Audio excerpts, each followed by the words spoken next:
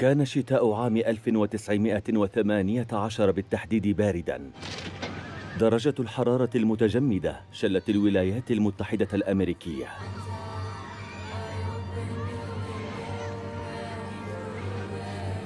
لكن واشنطن كانت قد شاركت توا في الحرب العالمية الأولى، ولا يمكن السماح لأي شيء بتعطيل أو إبطاء تدريب القوات.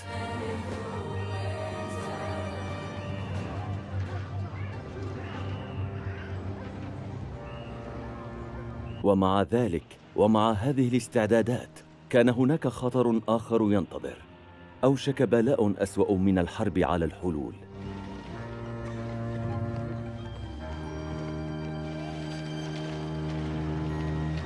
في غضون أشهر قليلة سينشر الفوضى ويهلك عشر الكوكب قبل أن يختفي مجددا ويتم نسيانه.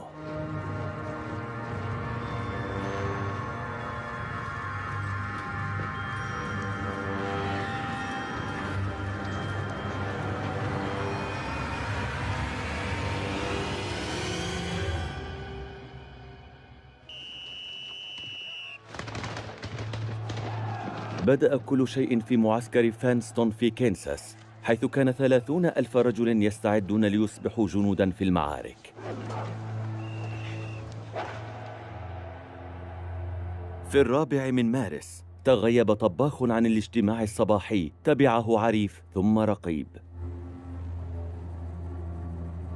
في حلول منتصف النهار اضطر أكثر من 100 جندي إلى الانسحاب من التدريبات. جميعهم عانوا من الأعراض نفسها: حرارة بدرجة 40، آلام في الجسد، صداع وسعال شديد.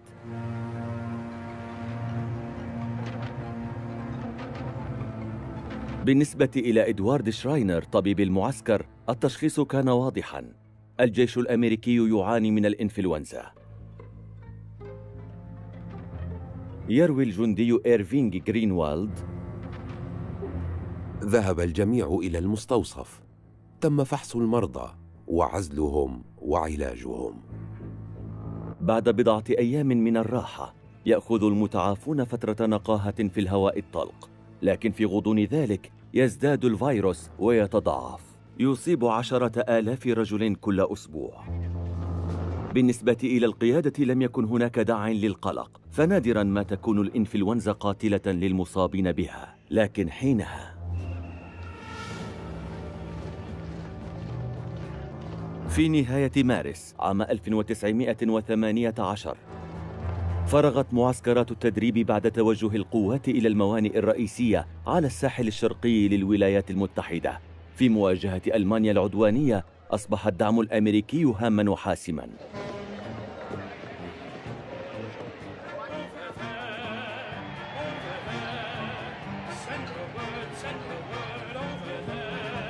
على الرغم من سرعة تفشي المرض لم يتم اتخاذ أي تدابير للحد من العدوى.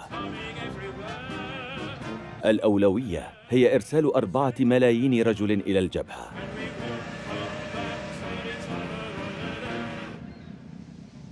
يوما بعد يوم أبحر من نيويورك وبوسطن وفيلادلفيا. لنقل هذا العدد الكبير يتضاعف عدد وسائل النقل والطرق، وخلال وقت قصير رست السفن في وقت واحد في ليفربول وبريست وبوردو وحتى مارسيليا. خلال فترة العبور التي استمرت 8 أيام تحولت المجموعات المصابة بالإنفلونزا إلى كتائب نتيجة للعدوى. هناك العديد من المرضى من بين 100,000 رجل الذين يأتون كل شهر، لكن العديد سيمتثلون للتعافي. لم يظهر الفيروس وجهه الحقيقي بعد، لكنه يواصل هجرته الصامتة في هذه الأثناء.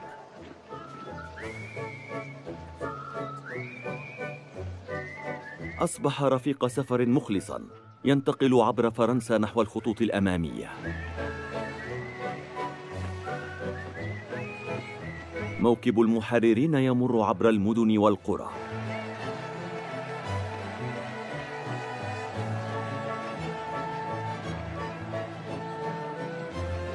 مع كل عناق ومصافحة يتوغل الفيروس بصمت إلى السكان الذين يصادفهم في طريقه.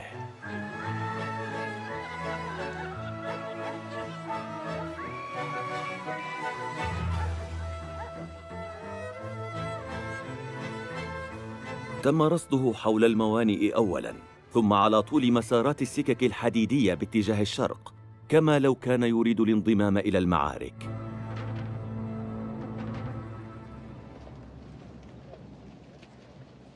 بعد 4 سنوات من القتال، وصول التعزيزات يعني الراحة.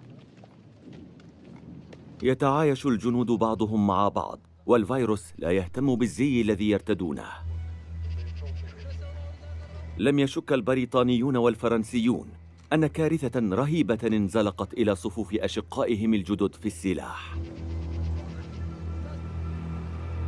كادت الاحتفالات تنسيهم أنه لا يزال يتعين عليهم هزيمة العدو الألماني.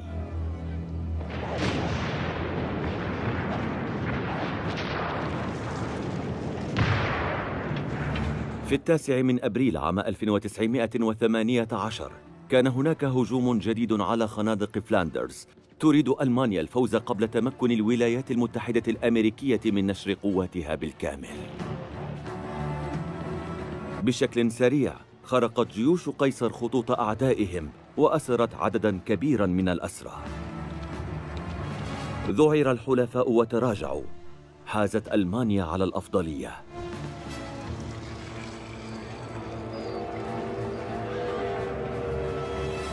من تلك المرحلة فصاعداً أصبح الأمر سباقاً مع الزمن.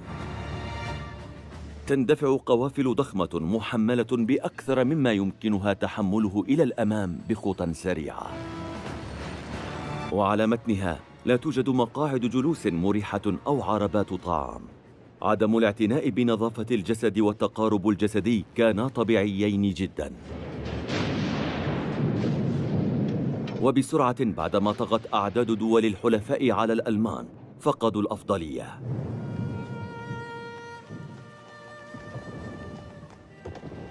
الخسائر في الجانب الألماني كبيرة، كما تأثرت أعداد كبيرة من الجنود الألمان بمرض مفاجئ، حمى إلى مدة 3 أيام عرفت باسم إنفلونزا فلاندرز. سيطر الفيروس الآن على كلا الجانبين. الصحافة لا تزال صامتة تحت أعين الرقابة العسكرية.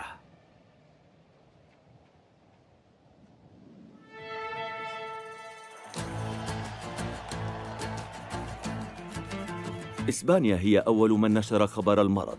البلد محايد وصحفه حرة لإعلام العالم.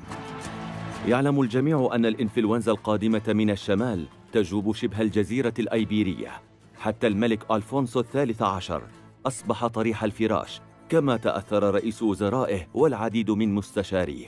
تم تأجيل اجتماعات الحكومة حتى إشعار آخر.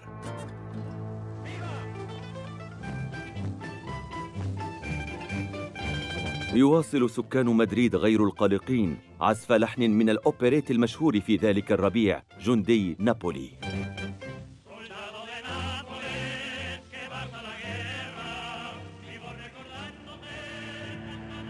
وبمجرد وصول معدل الوفيات في العاصمة إلى ضعف المعدل الطبيعي، اكتسبت العبارات المبهجة نغمة أكثر سوداوية وكلمات جديدة. يا جندي نابولي، اللعنة عليك. مرضك المميت نذير شؤم. أنت لا تسبب لنا سوى المتاعب. طوبى لمن ينجو.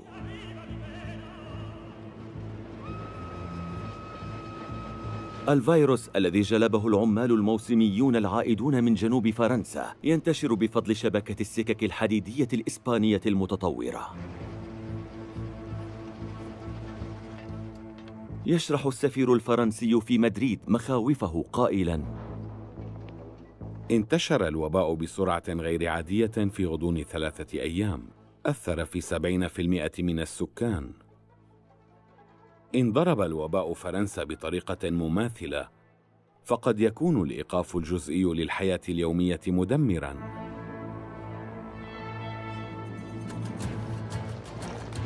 بعد انتشاره في إسبانيا، سيطلق على المرض من الآن اسمه الإنفلونزا الإسبانية.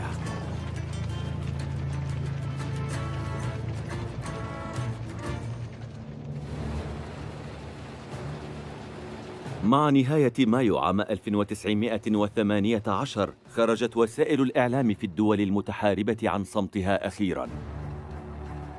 في فرنسا تزعم بعض العناوين أن فرنسا لم تتأثر بما يسمى بالإنفلونزا الإسبانية، ومع ذلك تشير أعداد متزايدة من التقارير العسكرية إلى خلاف ذلك. بعد إعطائه اسماً رمزياً، المرض 11 تم تسجيل انتشاره في كل ركن من أركان الدولة. حالات جديدة تظهر كل يوم. على الجانب الأمريكي ما يقرب من نصف أطقم الغواصات في البلاد في إجازة مرضية. إن وضع الفيروس في هذه البيئة المحتضنة تحت الماء يجعله أكثر فاعلية. على الجانب البريطاني أثر في 10% من جنود البحرية. اضطرت البحرية الملكية إلى إلغاء العمليات الرئيسية في بحر الشمال. على الأرض أصبحت الجيوش من جميع الجهات مجموعات ضخمة.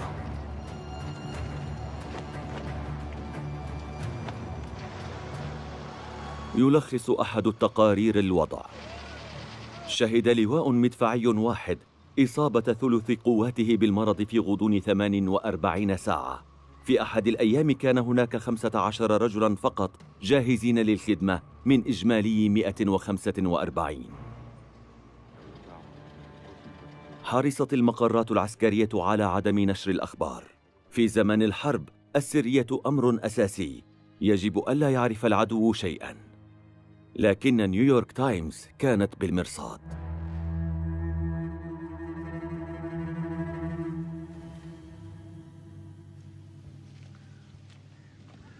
حتى المقاتلون لم يتم إعلامهم. الأولوية هي معنويات القوات، ويجب على الجنود التركيز على واجباتهم. يجب أن يستمر كل شيء كما لو أن الفيروس غير موجود.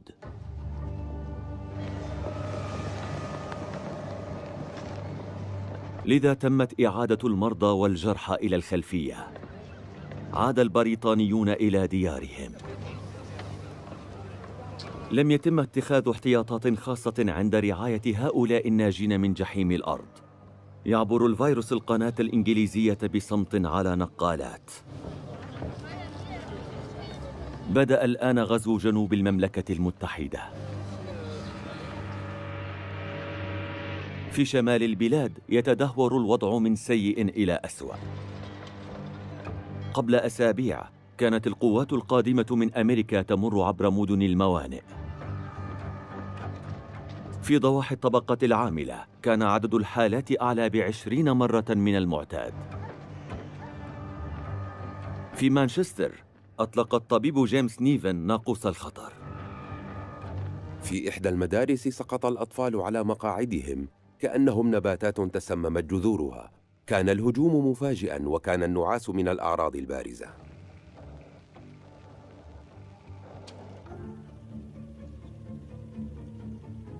بصفته رائداً في شأن الوقاية، دعا نيفن إلى غسل اليدين والتباعد الاجتماعي. ألهمت توصياته نوعاً جديداً من الأفلام مخصصاً للصحة العامة، كهذا الإعلان الذي يوضح كيف يمكن لعامل مكتب أن يصيب زملائه في مدار يوم عمل واحد.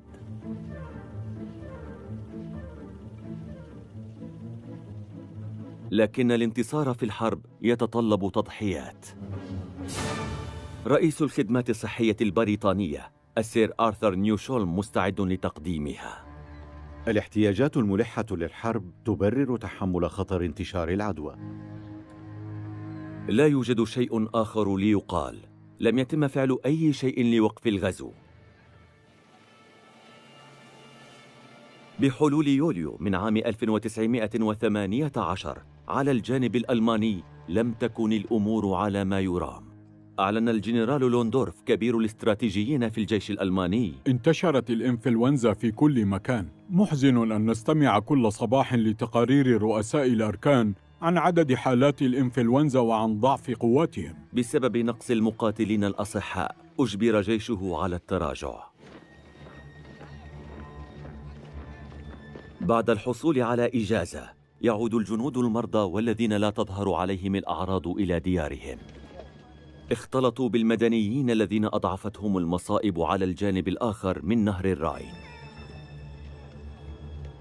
يتحمل سكان ألمانيا المستنزفون مسبقاً العبء الأكبر للوباء. تم الإبلاغ عن أول حالة وفاة في هامبورغ وبرلين ومانهايم.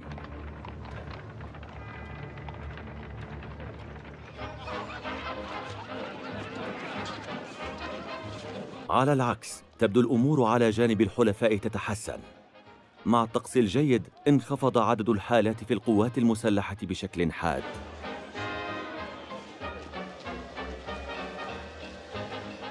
إنه فصل الصيف، يبدو أن الوباء ينحسر والنصر يلوح في الأفق. صحيفة لا لانتيرن اليومية تظهر سرورها. تحيا الإنفلونزا الإسبانية لأنها على الرغم من كل شيء هي السبب الرئيسي في منحنا بعض الراحة، سواء لجنودنا أم للشعب في الخلفية. إن كنت تصدق الصحف فبالنسبة إليها كل شيء انتهى. لكن في الواقع الفيروس يتجول والناس لا يدركون الخطر غير المرئي الذي يخيم عليهم.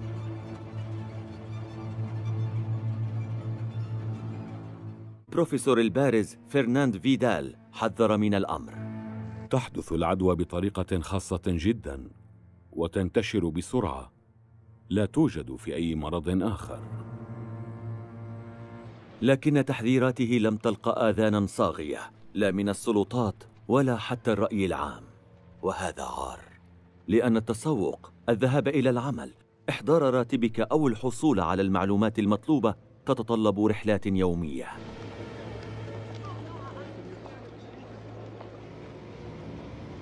حالات التواصل تستمر.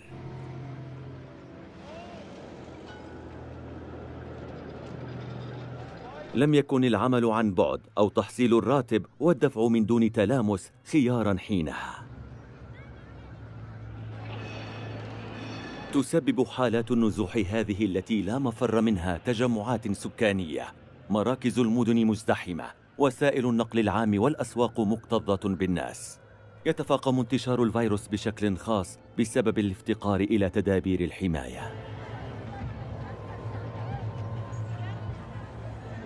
في حلول صيف عام 1918 انتشرت الإنفلونزا في جميع العالم، من البرتغال إلى روسيا، عبر أيسلندا وإيطاليا واليونان وحتى الصين.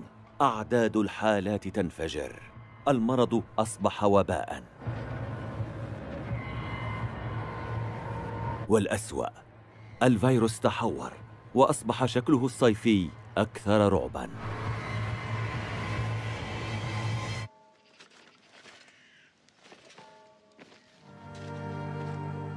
الآن هناك مئات الوفيات كل أسبوع. بدأت الموجة الثانية تواً، وهي أكثر فتكاً من الأولى. سويسرا هي الوحيدة التي تدرك التحدي الذي تواجهه. في 18 من يوليو أوصى مرسوم اتحادي الكانتونات بحظر التجمعات وإغلاق الأماكن العامة، وأي مخالف قد يتعرض لغرامة كبيرة أو حتى السجن.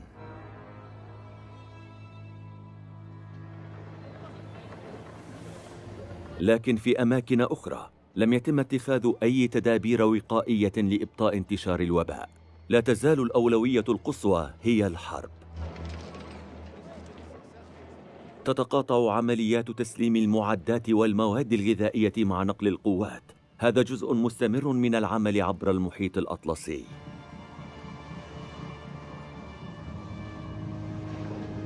من أكثر الوجهات شيوعاً في ذلك الصيف كانت أفريقيا، وهي مورد رئيسي للقوى العاملة والمواد الخام للإمبراطوريات الاستعمارية. تم الإبلاغ عن الفيروس للمرة الأولى في الجزائر، ثم في المغرب، ثم سيراليون. في 15 من أغسطس من عام 1918 وصلت سفينة تجارية للتزود بالوقود إلى فريتاون، مركز تجارة الفحم غرب أفريقيا. على متنها 124 شخصاً مصاباً، ومات أحدهم. أثناء تفريغ جثة المتوفى يقوم عمال الرصيف بتحميل مستودعات الفحم الخاصة بالسفينة. بعد 10 أيام أصيب 600 شخص منهم. بدأ عدد الضحايا يتزايد. يسميه بعض السكان المحليين بمرض مان أو الذي يعني ما هذا. حتى لو لم يعرفوا السبب فسيرون آثاره في وقت قريب. خلال شهر أصيب ما يقارب ثلث السكان.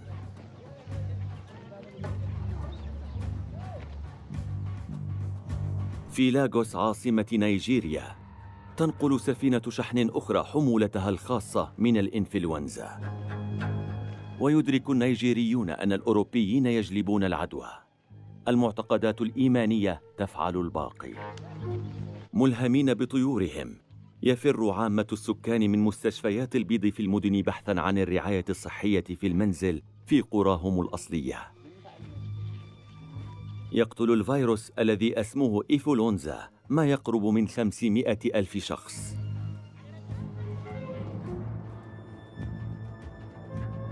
في الوقت نفسه السفينة ياروسلاف التي تتبع للملكة تعيد 1300 شخص من أوروبا إلى جنوب أفريقيا مع حالة وفاة على متنها.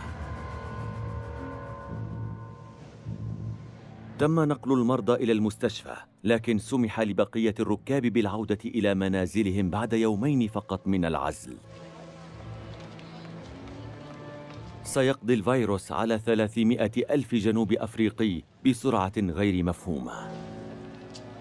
تقول امرأة من سكان كيب تاون: أصابتنا هذه اللعنة بقوة الإعصار. في هذه المستعمرة البريطانية يلقي البيض باللائمة على الأفارقة في المرض، وتتهم المجموعات العرقية المحلية المختلفة البيض بالرغبة في القضاء عليهم. الحقيقة هي أن الأفارقة يموتون أكثر من المستوطنين ب4 أضعاف. عدم الثقة الناتج يؤجج الكراهية المتبادلة ويسرع في وضع قوانين الفصل العنصري التي ستشكل أساس الفصل العنصري. قريباً تنتشر الإنفلونزا الإسبانية كالغرغرين في كل القارة الأفريقية. بفضل روابط السكك الحديدية والأنهار التي شيدها المستعمرون لنقل ثروة القارة، يعبر الفيروس الأدغال والصحاري بسرعة. خلال أقل من عام قتل 2,500,000 شخص.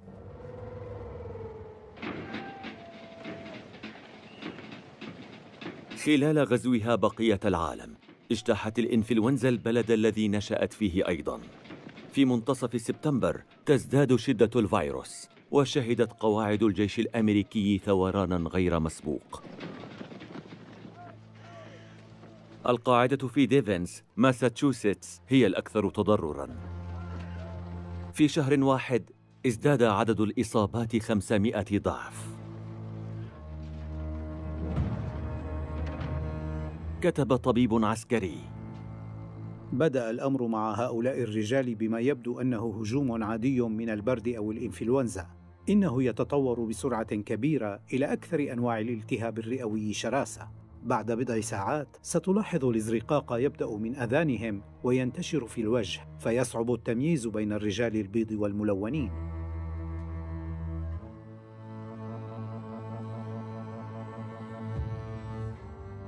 يعترف فيكتور فوغان رئيس قسم الأمراض المعدية: شاهدت مئات القتلى من الجنود في معسكرات الجيش ولم أعرف ما علي فعله. في تلك اللحظة قررت ألا أثرثر ثانية عن الإنجازات العظيمة للعلوم الطبية، وأعترف بجهلنا الشديد في هذه الحالة.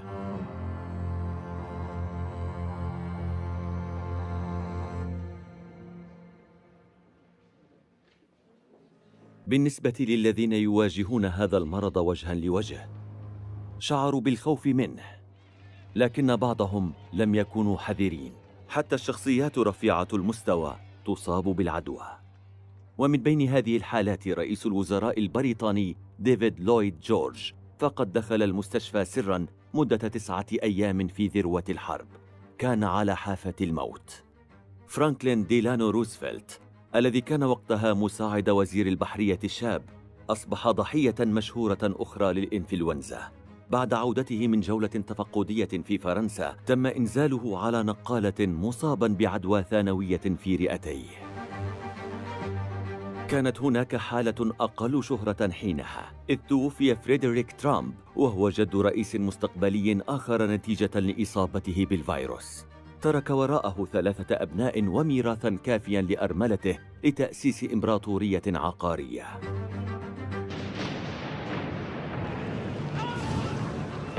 في نهاية سبتمبر من عام 1918، عندما كان الحلفاء على وشك الانتصار، قاتلت الإنفلونزا الجنود بشكل أسرع من البنادق الآلية والمدافع.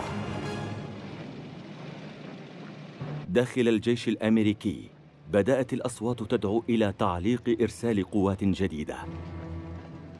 صاحب القرار النهائي الجنرال بيتون مارش عارض ذلك بشدة. أي تباطؤ قد يقود إلى الهزيمة، ويعلن: كل جندي مات بالإنفلونزا لعب دوره بالتأكيد مثل زملائه الذين ماتوا في فرنسا.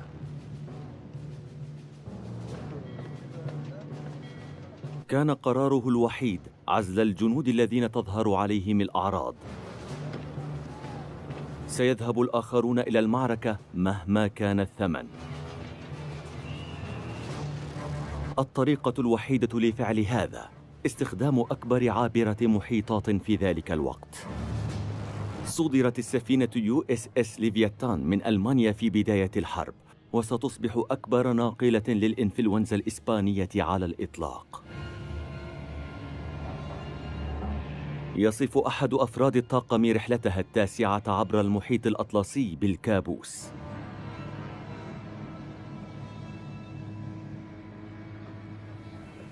كان أمراً مفجعاً أن نرى رجالاً يسقطون قتلى عند أقدامنا، كما لو أن يداً غير مرئية تعصف بالسفينة تأخذهم بعيداً إلى غياهب النسيان.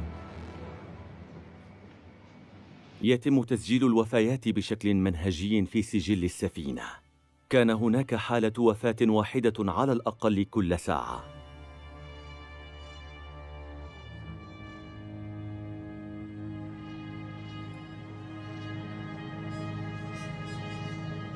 عند وصول السفينة إلى بريست، من بين 12,000 شخص من ركاب السفينة كان هناك 1000 مريض، ومات نحو 100.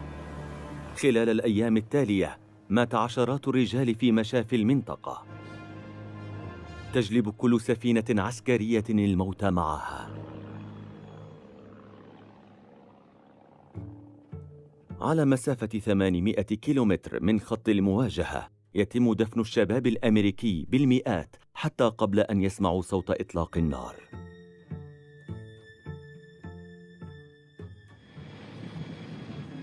في الولايات المتحدة، الفيروس الذي هرب من المعسكرات العسكرية يقتل الآن السكان المدنيين. بوسطن بالقرب من معسكر ديفنز المشؤوم كانت أول مدينة تتأثر، وتبعتها المدن المجاورة. طلب العديد من الأطباء بإجراءات وقائية صارمة، لكن السلطات لا ترى حاجة إليها، فالحرب لم تنتهي بعد.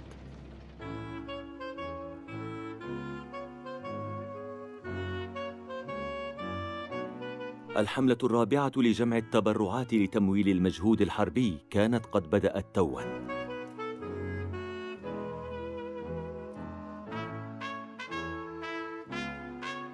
تمت دعوة الأمريكيين لإحضار أموالهم من أجل ملء خزائن الحرب.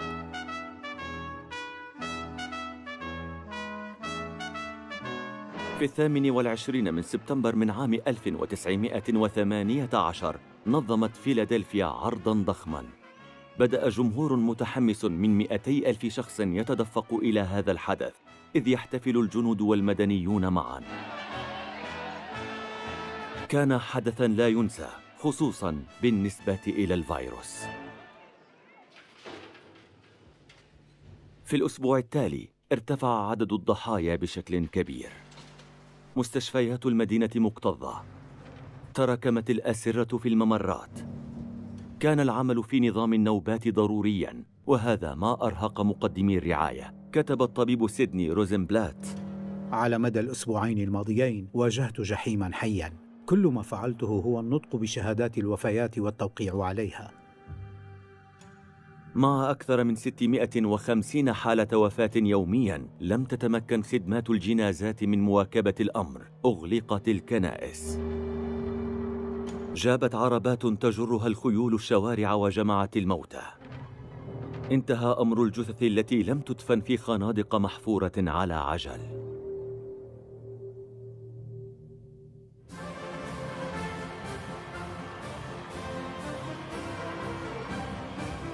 لسوء الحظ لم يتعلم أحد الدرس من كارثة فيلادلفيا.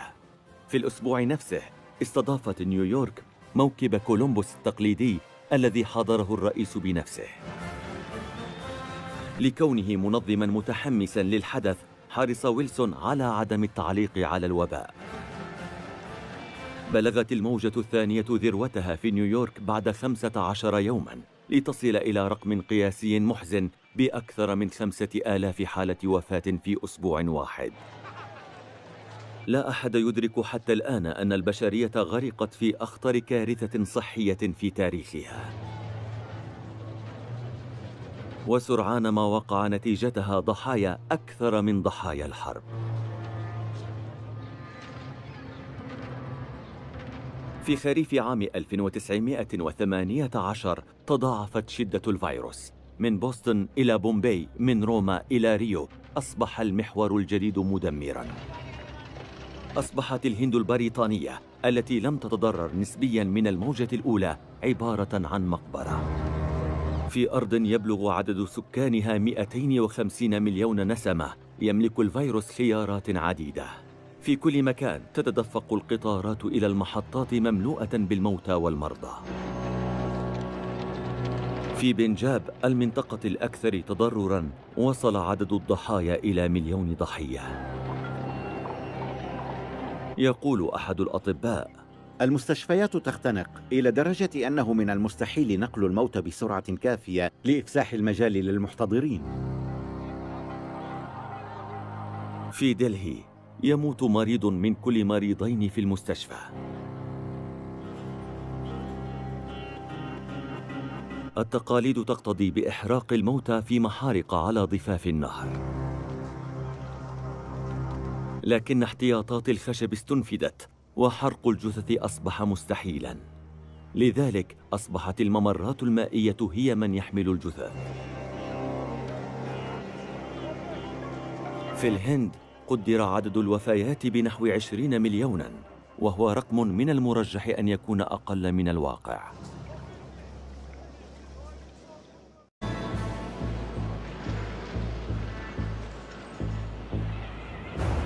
منذ 7 أشهر حتى ذلك التاريخ انتشر الوباء في كل ركن من العالم. تتذكر الشابة الناجية إيديث غورينغ: كان العديد من المرضى مصابين بالهذيان إلى درجة العنف، وكان على الأطباء تقييدهم. تظهر بقع أرجوانية وسوداء عليهم عند الموت. قيل إن النساء الحوامل قد توفين. في مونتريال يتذكر أحد الأطباء: كنت أشاهد 50 حالة يومياً، وأحياناً أشاهد 4 أشخاص أو 5 أو 6 من العائلة نفسها لا يستطيعون التنفس. عندما أعود في اليوم التالي يكون 2 أو 3 منهم لقوا حتفهم. يحكي لنا شاب يتيم قصته: مات أبي أولاً، ماتت والدتي في اليوم التالي، وقبل أن نتمكن من دفنهما انضمت إليهما شقيقتي الصغيرة التي ولدت قبل وفاة والدتي بقليل. في باريس تعترف الطبيبة مارغريت باربيه: شعرنا بالعجز، وبسبب شدة الأعراض والسرعة الفائقة للمرض قارنه بعضهم بالطاعون أو الكوليرا. في حلول نهاية أكتوبر لم تعد المستشفيات الفرنسية قادرة على التأقلم، وطلبت المساعدة.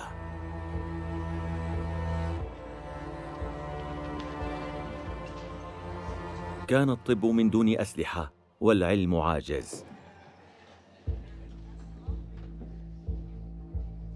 كانت الإنفلونزا الموسمية تصيب عادة الأطفال وكبار السن، أما النسخة الإسبانية فكانت تصيب الشباب البالغين الأصحاء في أقل من يومين ولا شيء ينقذهم.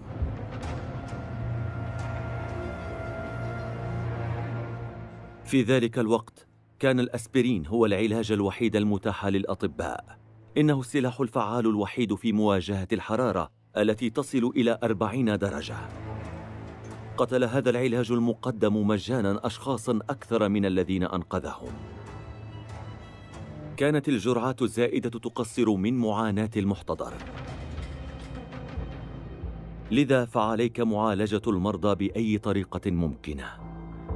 في فرنسا جرب أساتذة الطب البارزون إراقة الدماء. أوصى بعضهم الآخر بزيت التيريبونتين عن طريق الاستنشاق أو الغرغرة أو حتى الحقن. الإرشادات الصحية التي تكون مقيدة غالباً أصبحت جزءاً من الحياة اليومية. كانت الإرشادات الأكثر شهرة هي شراء خليط من الكحول على شكل وصفة طبية. في الولايات المتحدة وزعت الشرطة شراباً مهرباً في معسكرات الجيش.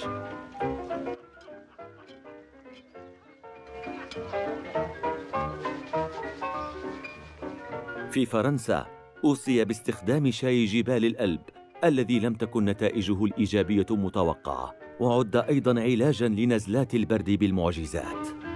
في الولايات المتحدة تم إعطاء ملين الأمعاء القوي تانالاك بشكل كبير. استفاد بائعو زيت الأفعى من الباحثين عن الأمل وباعوا أكثر طرق العلاج غرابة. ازدهر سوق عدد كبير من طرق العلاج على شكل حبوب أو شراب أو مراهم، كل منها كان عديم الفائدة أكثر من الآخر، بينما واصل الفيروس عمله المميت.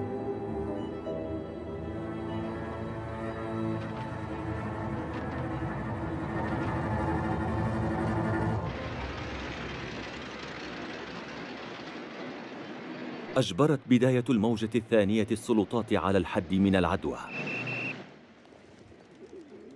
نيويورك أغلقت متاجرها في ساعة الذروة،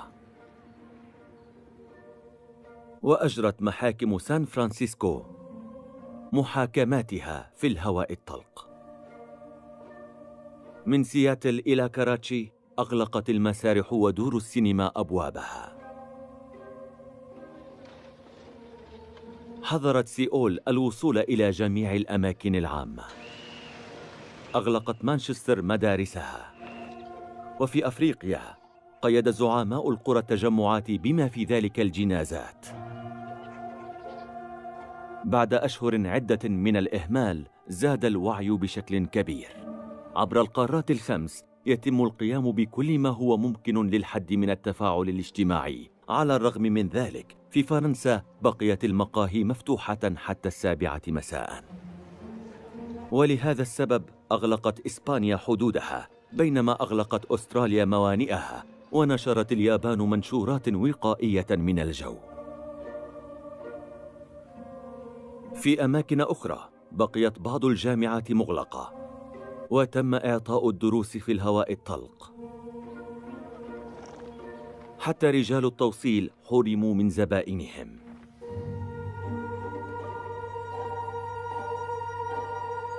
على الرغم من عدم نشر الأمر بالإغلاق العام حتى ذلك الوقت، أصبح البقاء في المنزل هو القاعدة.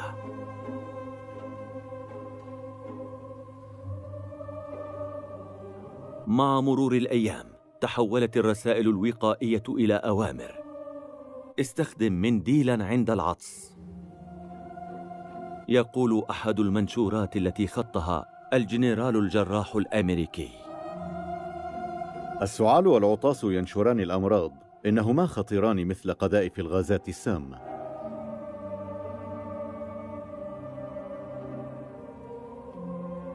علقت المنشورات على طول الطرق السريعة العامة وفي وسائل النقل.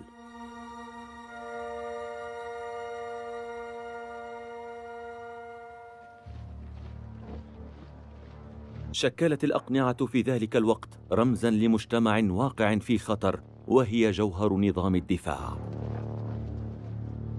باعتبارها رائدة بهذا، طلبت اليابان من مواطنيها استخدامها في المدن حتى للأطفال.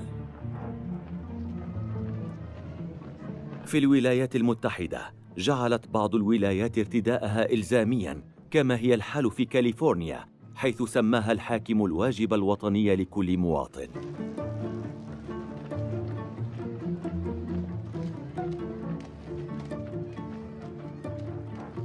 في سان فرانسيسكو ونيويورك تعرض المخالفون للغرامات، وتم القبض على أولئك الذين يقاومون ومحاكمتهم.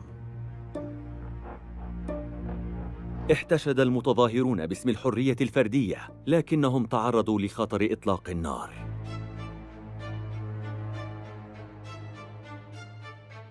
من ناحية أخرى، تساءلت الصحافة في باريس: هل ستوافق السيدات الباريسيات على تشويه أنفسهن لحماية أنفسهن؟ أخشى أنهن يفضلن الموت على ارتداء الكمامة.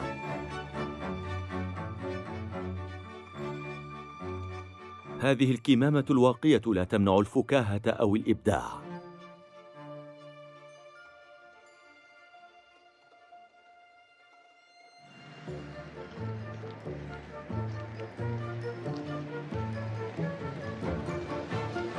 في فرنسا بقي ارتداء الكمامة في مرحلة التجربة، لأنه في حلول منتصف أكتوبر كانت الصحف لا تزال مصرة على أن الحالة الصحية العامة في باريس جيدة.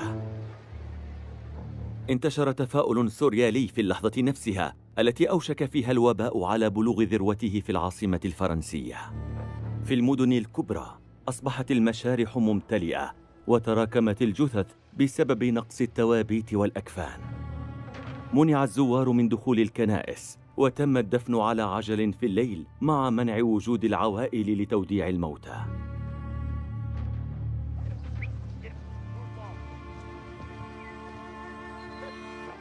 خلال هذا التفشي المميت اجتاح الفيروس الريف من هيرولت إلى نورماندي. في فوندي واصل رئيس الدير أداء الطقوس الأخيرة حتى قتله الفيروس. في قاعات المدينة تم إصدار العديد من شهادات الوفاة في أسبوع واحد، أكثر مما يصدر عادة خلال عام. تدمرت قرى بكاملها. خنقت الإنفلونزا الإسبانية كل شيء، كأنها سرب جراد انقض على المحاصيل، تتغذى مدة 15 يوماً ثم تختفي وتعاود الظهور في مكان آخر.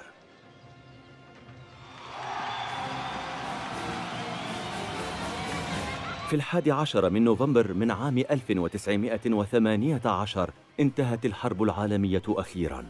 استسلم المنتصرون والمهزومون لحمى جماعية، لكنها موضع ترحيب هذه المرة. الأخبار السارة لا تأتي بمفردها. ينخفض معدل الوفيات وينحسر الوباء. بعد يومين من انتهاء الحرب كتبت الصحف: الإنفلونزا تهرب مثل الألمان. كان الاحتفال نعمة بالنسبة إلى فيروس لا يعرف الاكتفاء. وفرت احتفالات السلام المكان المثالي للفيروس من أجل الهجوم مجدداً. قريباً ستنتشر موجة ثالثة وتضرب حتى أكثر المناطق النائية.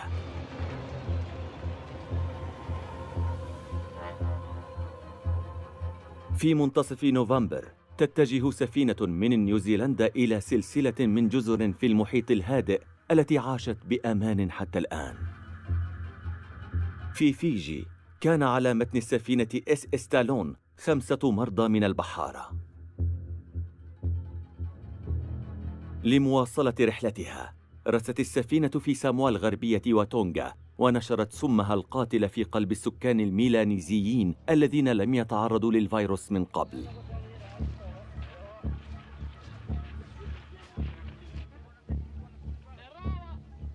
من المعتاد أن يستلقي أقارب المريض إلى جانبه كنوع من التعاطف. فقد 1 من كل 5 من سكان الجزر حياته تقريباً.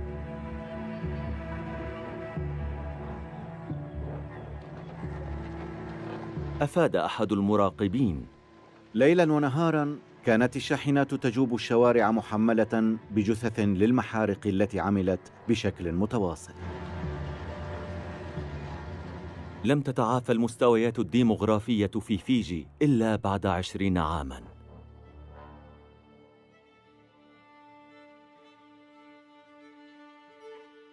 لحسن الحظ تجنبت رحلة تالون المروعة الجزر المجاورة لساموا الأمريكية. كان هناك بروتوكول صارم بالحجر الصحي الإجباري للسفن القادمة والدوريات الساحلية لمنع عمليات الإنزال غير القانونية. كانت ساموا الأمريكية من الأماكن القليلة التي نجت من ويلات الإنفلونزا الإسبانية.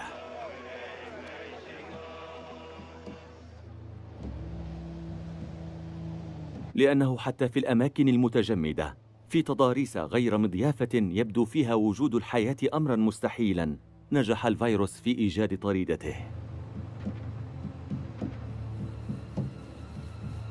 في ألاسكا بفضل اجتماع قصير مع صياد أو عامل ميناء شق الفيروس طريقه عبر العائلات مستفيداً من العادات التقليدية، إذ تشترك الأسرة كلها في غرفة مشتركة من دون تهوية أو نوافذ لحماية أنفسهم من المناخ القاسي.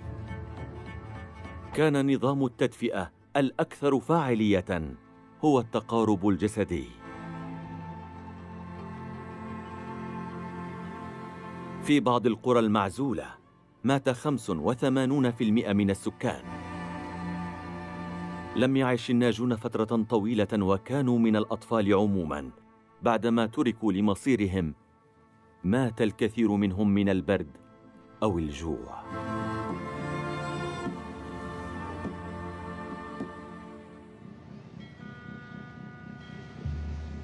بعد عام تقريباً من ظهوره للمرة الأولى استمر الفيروس بهجماته الجهنمية.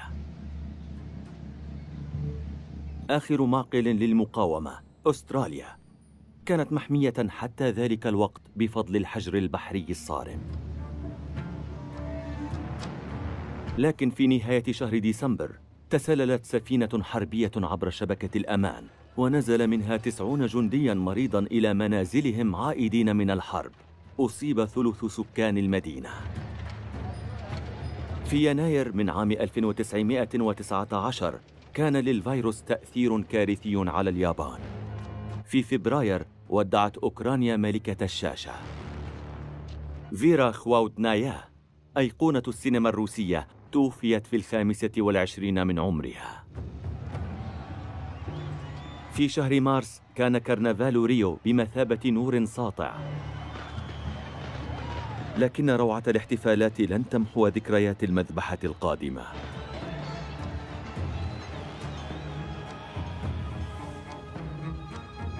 في أبريل نعت كندا أسطورة هوك الجليد جو هول. أصبحت وفاته المفاجئة عن عمر يناهز 37 عاماً رمزاً للوباء.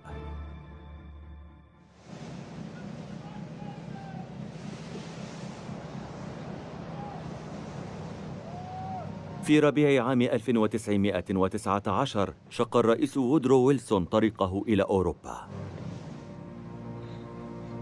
بعد 4 أشهر من هزيمة ألمانيا كانت لا تزال مسألة تعويضات الحرب تقسم المنتصرين. اعتقد الزعيم الأمريكي أن العقوبات الشديدة المفرطة قد تثير الرغبة في الانتقام بين الخاسرين. كان ينوي كسب تأييد حلفائه.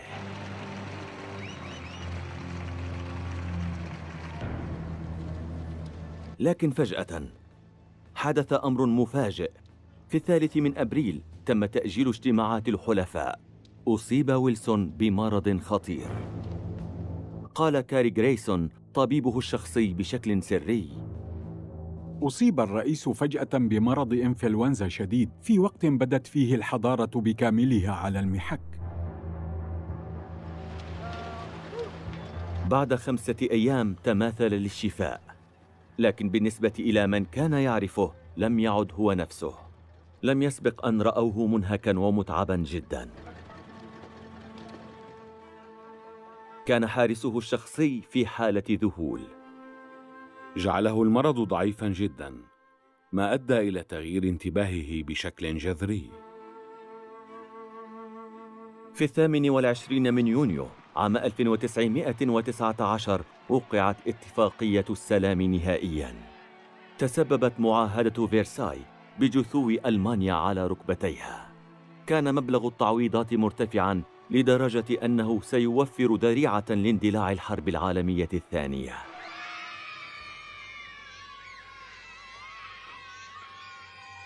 بعد 18 شهراً من ظهورها الغامض في معسكر للجيش الأمريكي، أنهت الإنفلونزا الإسبانية دورة أحداثها.